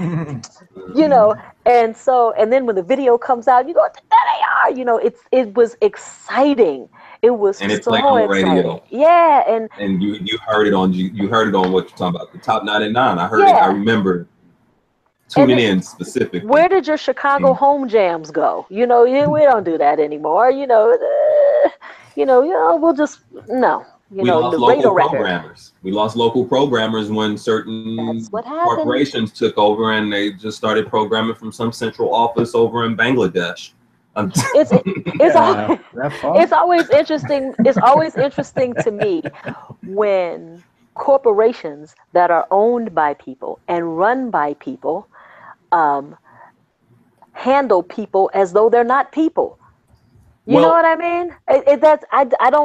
I've been trying to wrap my brain around how that works. How do you look at another person that has the same basic human needs that you do, and then you don't see them as a human being, you see them as a thing, or a commodity, or a product, you don't see them as a human being. You see a dollar sign or you see a minus on that dollar sign. And that's how you decide how to move your pieces around the chessboard. And you don't care that that we're going to downsize. Now I'm going to keep my big $500 million salary, but we're going to need to cut 100,000 jobs. Well, that's when you get into the whole thing. We're talking about financial aspect of business, and that's whether you're an asset or a liability. And most people don't understand that you have to do everything you can to make sure that you are an asset to the business that you're trying to enter, and to keep yourself as an asset. They talk about making yourself invaluable, and we're not sure if people fully understand what a liability is either. So they don't understand that. My mom taught me that at a very young age. Yeah, and I'm going to tell you that. No. You're a liability. No, my wow, mom, you're my mom taught me to make sure that you learn, find some of the things that wherever you're at, find some of the things of the weakest and perfect those to make yourself invaluable to things. But the thing is, the sad part now is with the streaming of things and the streamlining of things now, and the way corporate moves, it doesn't matter how invaluable you are. Computer that can do everything that it is that you can do, except for be a human. And I don't know, they may have a computer that can actually be a human. Definitely one that sounds like a human. They're working on it. And these are humans that are working on things to replace humans. Like, you know, you got computers building computers now. You know, it is the Matrix almost. It's scary to a certain degree. But when it gets like that, Ray Bradbury. When you get to the situation where you say, I'm doing my job, I'm getting great performance reviews, I show up, I'm the first one here, the last one to leave, I take on the extra jobs, I know my job, I know what I'm doing, and they still let me go, and they gave me a 6-month severance, but that's going to be gone in 2 months because they already underpay me. And then I go to the unemployment office, and that's an underpay of the underpay of the underpay. So I lose. So because I also teach at the Illinois Media School, what I tell the students is, because I don't lie to them. My first thing to them is, I'm not your social worker. I'm not your baby's mama. I'm not your girlfriend. I'm not going to chase you down about your homework. I'm not going to call you to see why you didn't come to class. I don't do that. Okay. We get that out of the way, and I tell them, this is a difficult industry that you're trying to go into. It cares nothing about you. It cares about what you can do for it, not what it can do for you. So get that in your head, first of all. You are expendable. Everybody is. I don't care how great you are.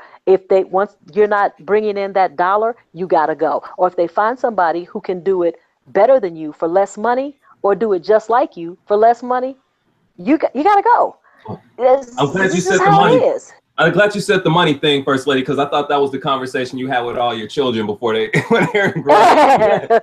Yeah, well, I do. It's hard. I do. You're expendable. Yes, you are expendable. That's the reality. That's the harsh reality.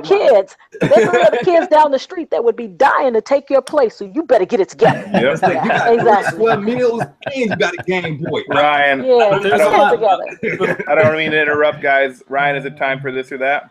Yeah, I was just gonna say though that real quick though that there needs to be more instructors like you telling it how it is, giving it straight. And Carlos, I don't know whether he wants to go into any of his background at all, but he was known for telling students how it is. Yeah.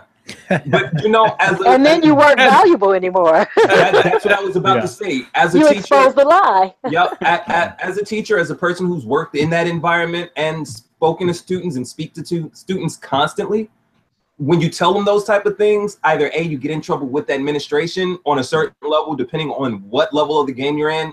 And if you're in university, most times they're really, really sensitive.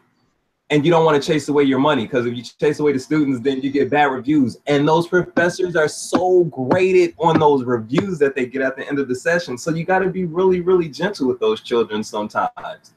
Some of them like I don't. A lot of them don't. I don't. You know what?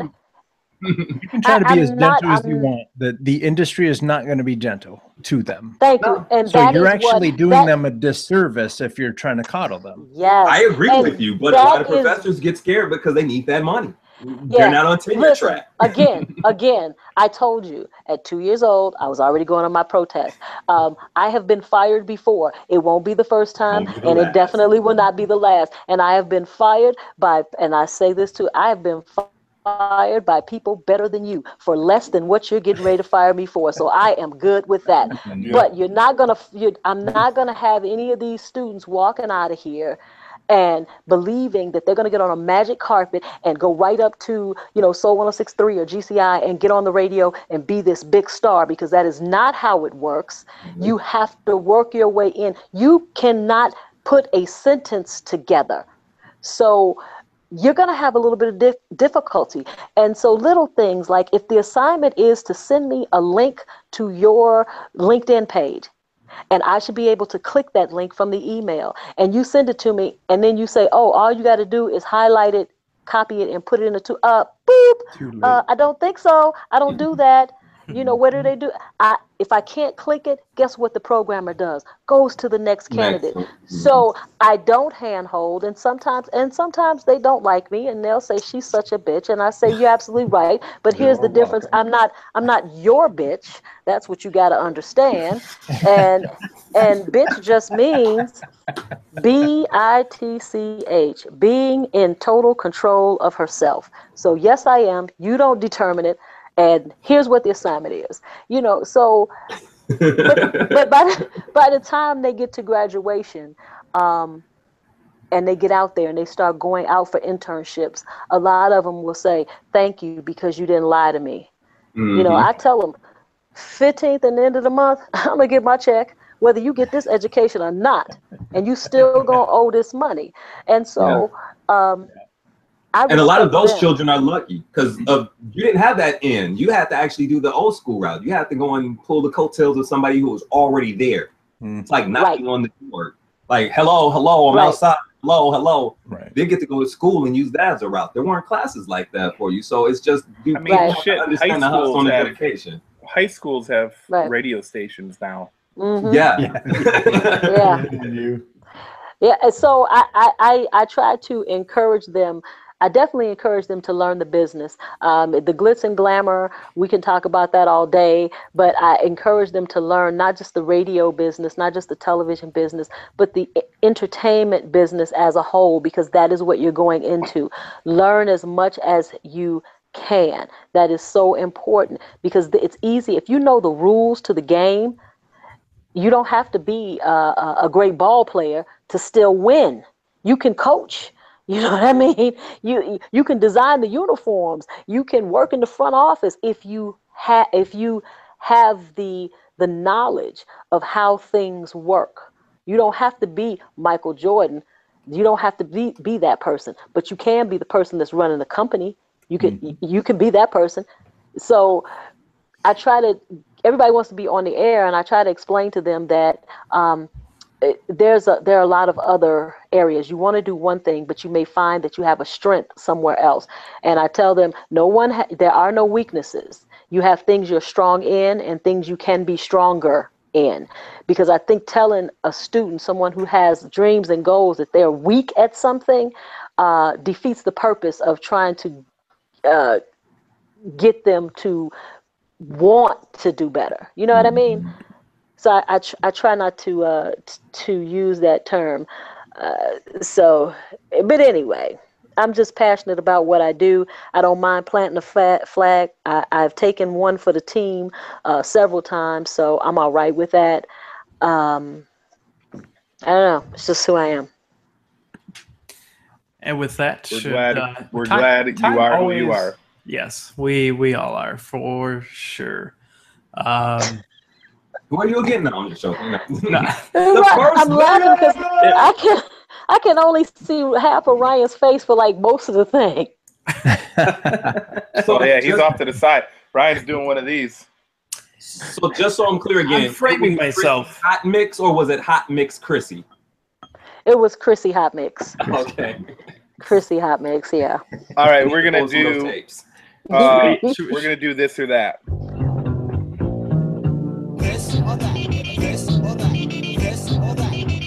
Production value just went way the fuck up. You're welcome. Yes. Risky, do you want to lead? Yeah. Okay. So basically, it's this or that. Which did you prefer? 9:50 a.m. or 106 Chance? 9:50 a.m. Ooh. Perfect. Okay. When you're DJing, would you rather DJ 12-inch singles or 7-inch? 12-inch. When you're DJing, would you rather DJ hip hop or house music? House music. Nice. When you're DJing a house party at a block Would you club rather and it's DJ really inside hot or outside, outside? do you prefer red pop or peachy peach? Wait, say it again. What? If you're Say it DJing, again. if you're DJing at a party and it's really hot, do you prefer red pop or peachy peach? Red pop. Well, is the red pop Wildwood from Jewel? Come on, it's gotta Absolutely. be Wildwood. Absolutely, absolutely. 15 cents a can. Oh, I'm sorry. It's 15 cents a can plus the beverage tax, so it's Plus the beverage $300. It's messed up when the beverage tax is more than a drink. Whew. Man, Oh, literally, gotta love it. we literally now for all our sugar drink needs, we go immediately out of the county now. Absolutely. So I never bootlegging pop. Indiana, man, they getting ran on their gas, cigarettes, and their high fructose corn syrup. I mean, why not just order it from Amazon? You don't have to pay the tax then. Oh. Well, if Put all the Trump secrets has anything to do with it, that's about the end. And taxes. Yeah. That's interesting. There can be like, man, why do you guys get cases of Diet Coke delivered to you by Amazon? The drone will drop it. Can you imagine Amazon has these drones? Can you imagine them delivering something on a drone? Starts going in the everywhere. hood? Dropping it in the hood? Can you imagine? What book is that? That's not the New World by Huxley. The book it was written in a day. Who wrote it? The dude who wrote Fahrenheit 451, I think, wrote the book.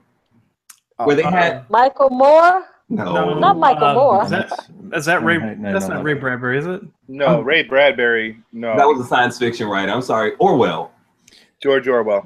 Oh, Didn't he write a book that had something to do with a man? What is that, 1984 or whatever? Yeah, that book there. That they're talking about Amazon, big box delivery, the whole nine, drones dropping them off at your door with elevator chutes that go dropping at your doorstep. Like Ray Bradbury wrote a short story called The Veldt, which is about basically all the automation that will eventually happen. And it's funny now, like, it's weird. It's just it's society at a certain point, technology can really do damage, because if it takes over everything, people still need to work and make money, and there still needs to be jobs. While it is convenient and nice, Jewel, I was really glad to see take out the automatic registers. First of all, nobody knows how to use the goddamn things half the time, and standing in line behind idiots.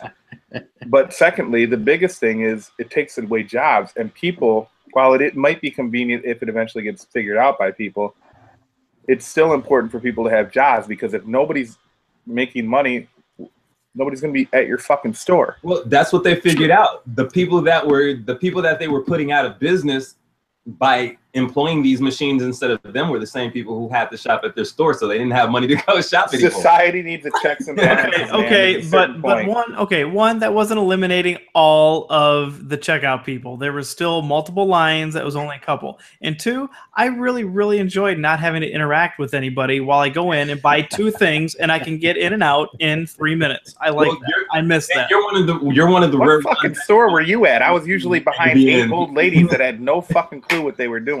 So did you guys? ages. Did you guys hear? Did you guys hear that Amazon bought Whole Foods? Yeah. And their And first they- day of business, they offered a half price on darn near everything they had in the store. Yeah. Yeah, they lowered stuff by as much as 43%. Yep. Wow. Would that include with the beverage tax or without it? I'm just to be clear. I just want to know.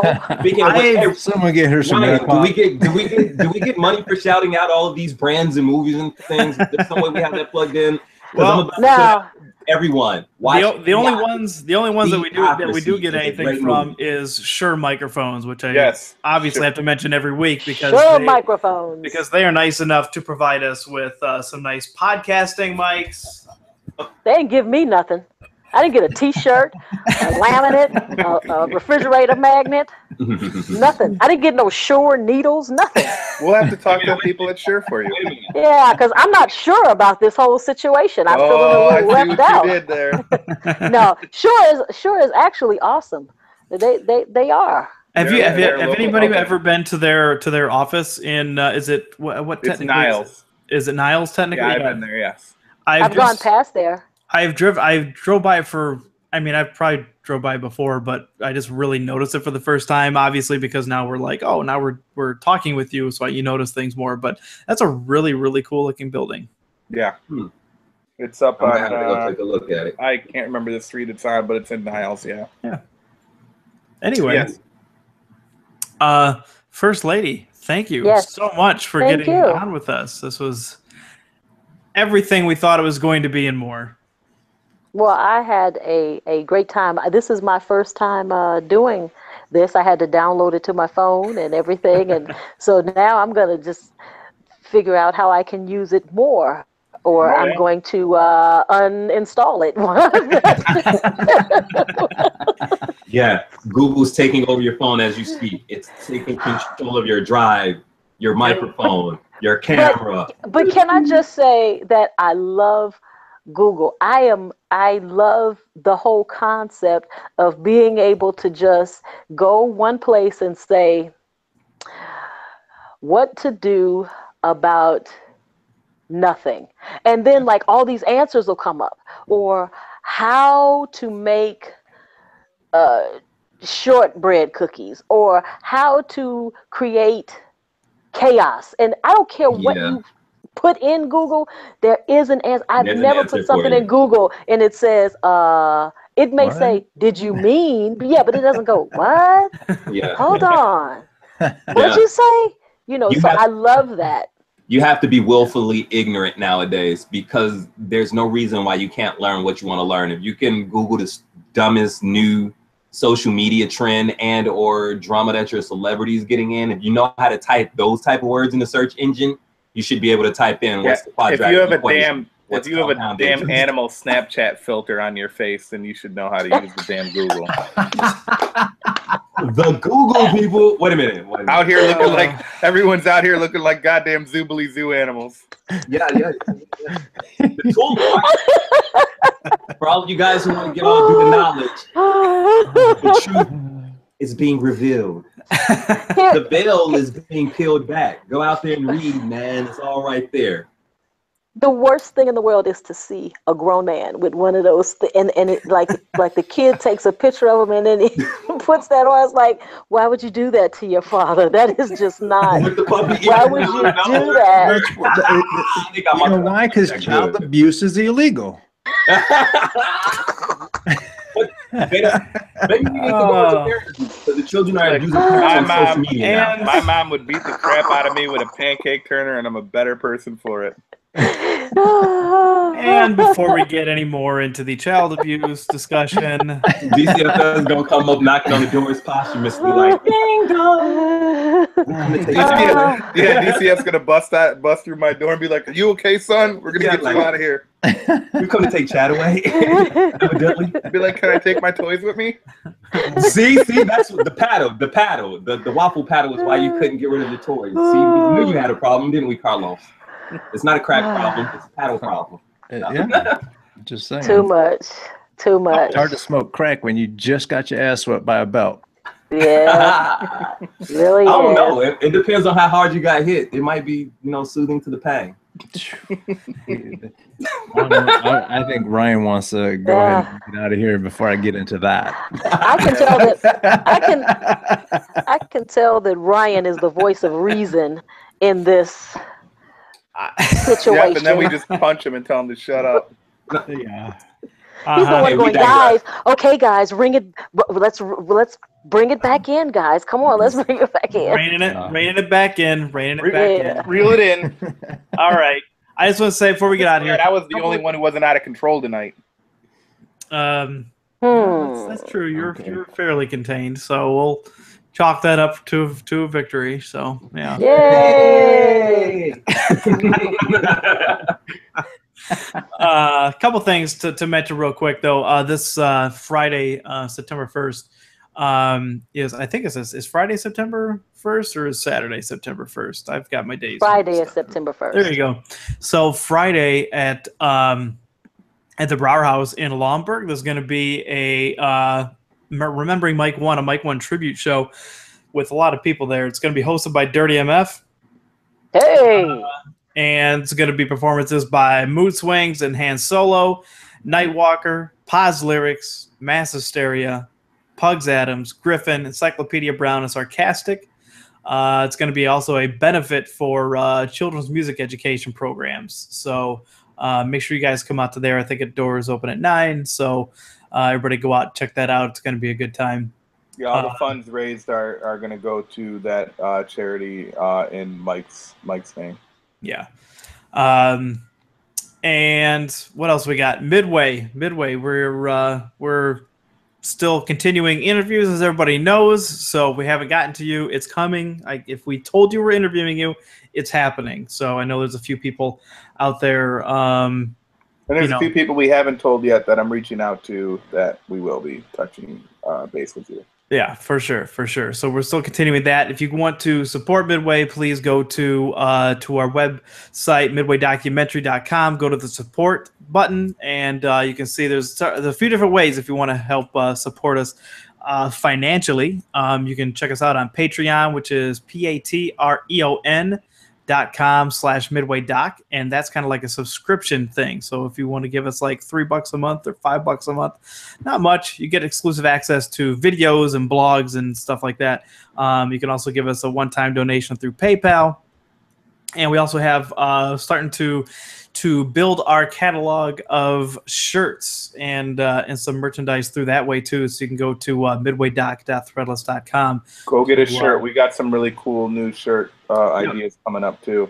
Yep, and all the money raised goes to help us continue making the film. So 100% into the film, 1,000,000% into the film. So it adds up quickly, the money for gas and parking in Chicago, not to mention things like storage and web hosting and all the stuff that you see. So any little bit helps kind of helps us continue everything at the high level that we try to bring it to you. I mean, breakdown, we have however many interviews at just one location. Well, I'm saying just in the month of September, we're going to have a handful of interviews on Thursday nights at our location where we shoot interviews on Thursdays. And the parking there for a couple of cars for downtown for whatever, how many hours we're going to be there, 6 hours is going to be, that adds up to a couple $100 for the month, just the parking, not to mention gas or other expenses. Yeah. Wow. Exactly. And yeah, I mean, and if you can't, and everybody, we please encourage you to follow us on social media. Midway Doc is our Twitter, Midway Doc is our Instagram, and just, please share any content that we put out there. We, got to spread the word however we can. So that's why we thank people like Mary Datcher for having us be part of things like Global Mix and stuff like that. She's been great, and we got Chicago Defender has been a great supporter of us. They've been sharing our vignettes and stuff on their legendary website. Chicago Defender. Yeah.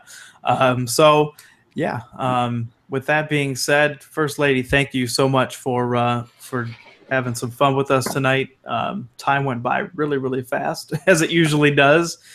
I enjoyed myself, and you can stay in touch with me on social media, all social media, no matter what it is: Facebook, Twitter, Periscope, Snapchat, Instagram, Gmail, Google+, YouTube, Mobley, everything. Damn, you're everything. Yeah, Man. they make you do that in radio. I love First Lady. ILOVEFIRSTLADY. I love First Lady. If I make you say it, then you'll actually start to believe it. So that's just. I love First Lady. I love First Lady. I love First Lady. Yes. Yeah, Yes. there you go. So everybody go out and follow this legend. Follow Midway Doc on stuff. Amani, I know you're not on social media, so don't. Can people? Amani, So don't what? What were you gonna say? So don't what? 773. Amani's an old school guy. He's not really harsh. He's not really harsh to the young people, but he's Catch him not in the streets really and give him a high five. Yeah, There not you into go. with social media. See me out there in the streets and talk to me. I'll be There you reading go. a book, not a Kindle. And Risky Business, you can follow Risky Business on Instagram at DJ Risky Biz 1975 and on Twitter at DJ Risky Biz. And I'm saying that because it always takes him 2 minutes to remember what his handles are. I like it way better when you say it. At DJ, whoa. Carlos, where can That people was find weird. you at? Look me up at Coconut Justice, coconutjustice.com. All the links are there. I Yes. am a busy young man. You can check me out everywhere. Maybe not as much as First Lady, but you know, not everyone. Whatever. Not everyone can. And if be you like- feel like, and if everyone Silly. feels like sending Ryan a message and tell him to finish my goddamn logo for my new band that's coming out at the end of the year, that'd be great. Push him. Wait a minute. push him. What's the shameless plug for the band name? What's the band name? Since you're Oh, I don't know if I'm ready to reveal it yet. I just want everybody to say, "Oh, we want to hear Risky's new music." So Ryan, finish the goddamn logo. See, now I put him on blast. Yeah. Ain't nobody got time for that. Oh, Yes, yes. Well, for those of you who want to follow me, you can follow me on Twitter and Instagram at 278media. The numbers 278media. And that's all that we got. I do want to send a shout out to a few people who've been watching the show and tuning in and commenting. Mood Swings, thanks, man. Master from Ill State, Shockwave.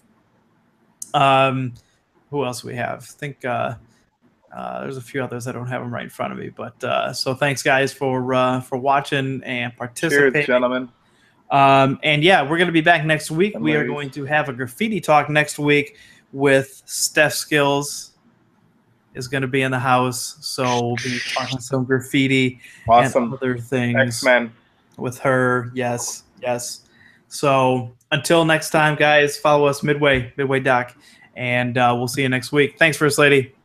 Thank you. Good night. All right, guys. Good night.